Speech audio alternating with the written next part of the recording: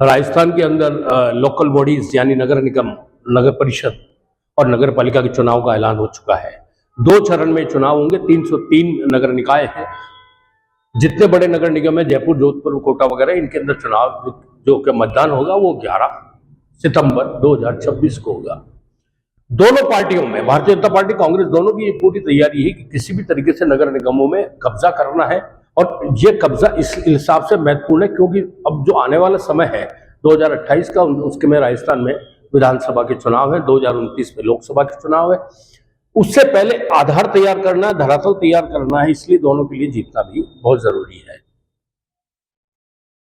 अब भारतीय जनता पार्टी में टिकट मांगने वालों की कम संख्या नहीं है। अकेले हम जयपुर की बात करते हैं। यहाँ जयपुर के अंदर 17 मंडल अध्यक्ष ऐसे हैं जिन्होंने खुद ने अपना चुनाव लड़ने के लिए दावेदारी कर दी। यानी 33 मंडलों में से 17 जो मंडल अध्यक्ष हैं उन्होंने दावेदारी करी है कि उनको टिकट दिया जाए। इसके अलावा आप देखिए 62 वार्ड अध्यक्षों ने यह दावा किया है कि उन्हें टिकट दिया जाए।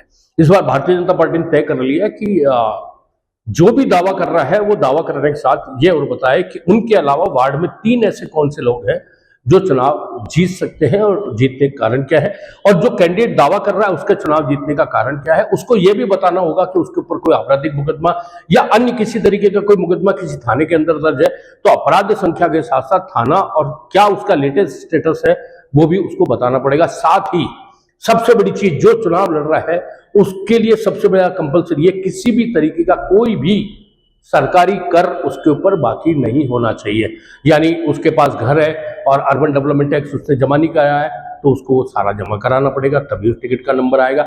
या उसके बाद दूसरे कोई कर बाकी है वो जमा कराने पड़ेंगे तभी उसका नंबर आएगा। इसके पहले उसका नंबर नहीं आ सकता।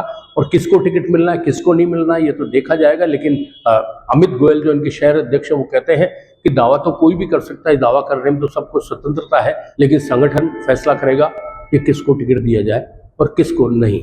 वहीं कांग्रेस ने एक पोर्टल शुरू कर दिया कि आपको अपना जो भी अपना दावेदारी करनी है उसके लिए ऑनलाइन आप करें, और ऑनलाइन QR कोड जारी कर दिया। इसका पोर्टल खोल दिया गया। इस पोर्टल के ऊपर आपको अपने बारे में सारी जानकारी देनी है। लेकिन सबसे महत्वपूर्ण जानकारी जो मांगी गई है कांग्रेस की ओर से वो ये है कि आपको ये बताना होगा कि सोशल मीडिया पर आपके फॉलोअर्स कितने हैं। यदि आपका YouTube चैनल है तो आपके सब्सक्राइबर कितने हैं, आपके फेसबुक है तो उसके ऊपर लाइक्स और फॉलोअर्स कितने हैं, इंस्टाग्राम पर कितने हैं और अदर कोई सोशल मीडिया प्लेटफॉर्म पे उस पर कितने हैं। यानी उसके आधार पर आपका वजूद माना जाएगा। और इसके अलावा इन सोशल मीडिया प्लेटफॉर्म्स पे आपकी कांग्रेस की एक्टिविटीज जो रही है उसका परसेंटेज कितना है, उसके आधार पर ही आप टिकट की दावेदारी के अंदर आगे जा सकते हैं। वैसे मुख्यमंत्री रहे अशोक गहलोत ने अभी हाल ही कहा है कि 50% जो टिकट है वो जैन जी को दिया जाएगा, यानी यूथ को ज्यादा टिकट दिया जाएगा। यूथ को टिकट देने का मतलब उन्होंने कहा कि अब बदलाव का समय आ गया है, बुजुर्गों को थोड़ा साइड में होना पड़ेगा, यूथ को आगे लाना होगा। और उन्होंने ये भी कहा कि सिफारिश इस बार चुनाव में यदि किसी की नहीं मानी गई तो ये मान के चलना जीत कांग्रेस की होगी। यदि उन्होंने यह भी साथ में कहा यदि अशोक गहलोत भी यदि किसी कैंडिडेट की सिफारिश करे और वो डिजर्व नहीं करता है तो उसको टिकट नहीं दिया जाए। भारतीय जनता पार्टी ने भी साफ तौर पे अब की बार ये भी एक चीज मांग ली है सबसे कि अपना जिस वार्ड से आप टिकट मांग रहे हैं उसका वोटर ID आपके पास जरूर होना चाहिए। वोटर ID नहीं होगा तो आपको टिकट मिलने में संकट आएगा, विशेष परिस्थितियों को छोड़कर। तो कुल मिलाकर यह है कि स्थानीय लोगों को, स्थानीय जो वार्ड में रहता है उस व्यक्ति को टिकट को तवज्जो दी जाएगी। पहले टिकट पिछली बार तक 2014 से पहले तक बहुत आसानी से मिलते थे, लेकिन अब नगर निगम 2 की जगह 1 कर दिया गया। वार्ड की संख्या 250 से घटाकर 150 कर दी गई है। पहले जब 250 वार्ड थे तो 10 से 15,000 वोटर की संख्या होती थी, लेकिन अब 25,000 एक वार्ड के अंदर वोटर्स की संख्या हो गई।